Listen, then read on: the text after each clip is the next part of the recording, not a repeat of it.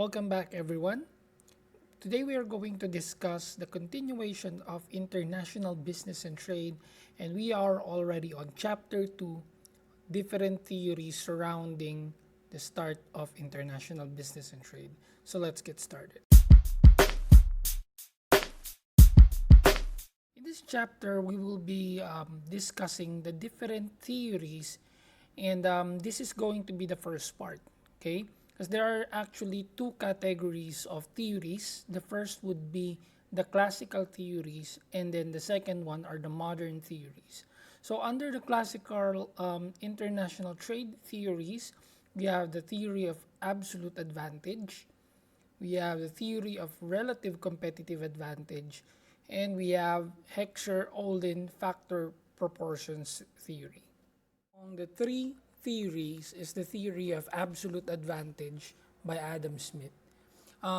He lived during the time of 1700s from 1723 to 1790. He's a Scottish philosopher focused on the subjects of morals and economics. He's considered to be the father of modern economics because of his work, and among his work, the one that's mostly used is the Wealth of the Nations. And according to Adam Smith, absolute advantage refers to the ability of a country to produce a good more efficiently than other countries.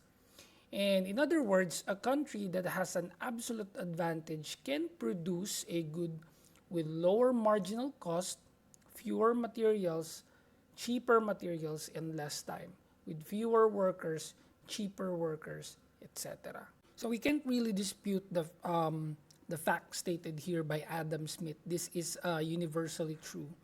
There are countries that are just blessed and have abundant resources which they have access to, like Muslim countries that has extensive oil reserves, and other countries that has access to precious metals, minerals, so on and so forth.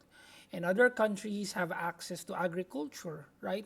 So there are a lot of factors contributing to a country's strength, which brings them the absolute advantage.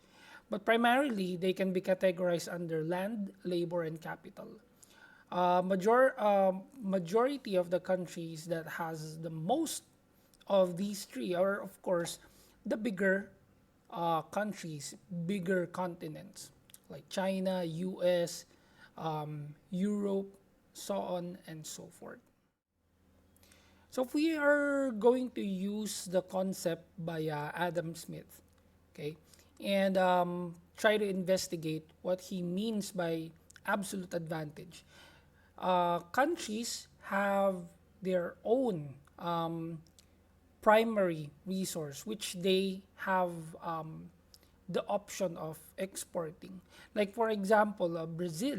Brazil is known for its coffee production, right? The country is just endowed with resources enough for it to produce a lot of coffee beans. Okay, and in the same manner, China also is one of the biggest tea producers and exporters in the world. So, if we would put those two countries together, and let's say both countries need the product of each other, Brazil needs China's tea, and vice versa, China needs Brazil's coffee. So they have the option of producing both of the products in their own countries if they need both of those products. On our table, we can see that if, let's say, Brazil wants to have both of these products, they can produce it. For coffee, they can produce 1.8 million metric tons, while for tea, they can produce 75,000 metric tons. On the other hand, China can produce 900,000 metric tons of coffee and 365,000 metric tons of tea. So you will see right away that there is a difference when it comes to the production capabilities of these countries. And then when we are looking and analyzing the table, we can clearly see what are the areas of advantage for each countries in terms of production. So Brazil has the advantage for coffee, and China has the advantage in producing tea. So again, going back to the theory stated by Adam Smith, these are just natural and already embedded in the constructs of a certain country. Okay, so whatever it is, whatever resource it is that is abundant in that country, that is where the absolute advantage or area of absolute advantage the country has. The second theory, which is theory of relative or competitive advantage, was founded by David Ricardo in 1772 to 1823 during his lifetime. He's a British political and classical economist, and one of his famous work is the book of Principles of Political Economy and Taxation. And in his competitive advantage theory, he states that countries can specialize in the production of goods it produces efficiently, and buy goods it produces less efficiently. What this means is that if a country has the advantage to produce this certain commodity or goods cheaper as compared to other countries, then it's best for them to export it, produce it in large quantities, then export it. But if that certain good takes them more time, more effort, and resources to build as compared to other countries, then it's better if we just buy it or import it. Like for example, the production of iPhones. It can be produced in the US, okay? However, it would take a huge impact on the costs because the labor costs in America are way higher as compared to China's. That's why production is being transported to China, or the production is outsourced to China because the production there is much cheaper as compared to US. So in the same manner, if we would put it in the perspective of humans, let's say Michael Jordan, a great basketball player. He can play basketball with great skills, right? But for all we know, maybe he's a good painter. Okay, he paints house very good. So if we are going to request Michael Jordan to paint our house, is it going to be the same rate as if we are renting or contracting an actual painter to paint the house, even if the outcome is the same? Well, it's gonna cost a lot more because Michael Jordan's hourly rate is way higher as compared to the latter. The time he would be using to give up, or the time that he would be giving up to paint the house, wherein we can make money elsewhere, is the opportunity cost. Okay? So, with that, we have to take note and understand that sometimes the country may choose to import a certain product or export a certain product depending on what resources are we talking about.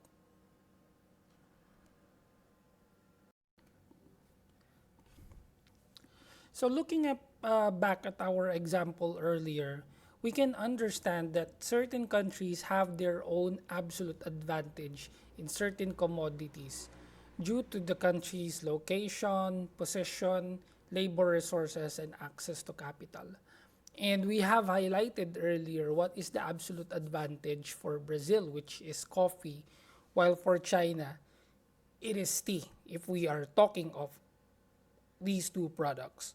Now, however, if we would talk of a comparative advantage, these countries can focus on their advantage to maximize the production, then later on engage in trade. So that's what comparative advantage is pertaining to. If this is labor intensive or capital intensive, then we import it. But if we can produce these goods cheaper, then we must continue producing them and export it, right? Or offer to export it. So you could see a dramatic change if, let's say, Brazil focuses or decides to just focus on coffee and then lessen or eliminate the production of tea. So you can see that they have doubled their coffee production, which is 3.6 million metric tons. While for China, if we would apply the same concept or approach, they could produce 730,000 metric tons of tea, all right? And then they would eliminate the production of coffee, which was previously at 900,000 metric tons.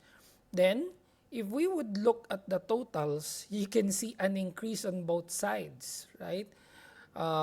Brazil would end up producing more coffee, China would end up producing more tea, and then they could opt to just trade, right? Um, they Brazil could just retain 2.7 million metric tons and then the rest trade with China. Vice versa, China can do the same. If they just need 440,000 metric tons of tea, they could offer to trade with Brazil. So as you can see, this is why trade exists and mutually beneficial relationship exists between countries. It's because some countries have certain strengths, weaknesses, assets, and other resources that are not available in other countries. Finally, let's look at Hecksher-Ohlin factor of proportions theory. This was developed by Eli Hecksher from 1879 to 1952 and Bertil-Ohlin from 1899 to 1979. Both of them are Swedish economists and politicians. So Heckscher and Ohlin have stipulated that a country's trade patterns rely in its endowed factors of production. So let me underscore the term factors of production or endowed factors. So a country will export whatever is the abundant resources and import the scarce resources, which we have learned earlier from comparative advantage. So there are a lot of factors pertaining to endowment, okay? So that was also touched earlier when we discussed absolute advantage. There are some things that are just advantageous if it's in their location. One real life example of this was the event that happened in Netherlands during 2017 when they exported almost 506 million US dollar worth of imports of products and approximately $450 million worth of imports. So they're in partners with Germany, and both are working on a very close relationship.